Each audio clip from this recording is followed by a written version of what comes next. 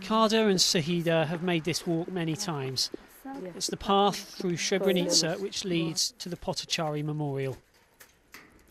A former factory, now become a museum, dedicated to preserving the memory of what happened in July 1995, when in just a few days, 8,000 men and boys were killed here.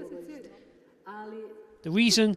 Because this is a Muslim enclave within a mostly Serbian part of Bosnia. Kada lost her husband, her son, and every other man in her family. I worked it out, and taking my whole family into account, on my mother's and my father's side, as well as my husband's family, in all there were 56 victims. And not all of them have even been buried. After the massacre, carried out by ethnic Serb forces at the height of the war here, bodies were simply heaped into mass graves. Today, some are still working to find the bodies of missing people. It's a vital process for the families and also a crucial basis for the work of the International Criminal Tribunal, which is hearing the war crime trials of those held responsible. The simple fact that we've so far exhumed 6,500 victims here at Srebrenica is enough for the prosecutor to prove there was a genocide. We're talking about 6,500 people of the same nationality and the same ethnicity.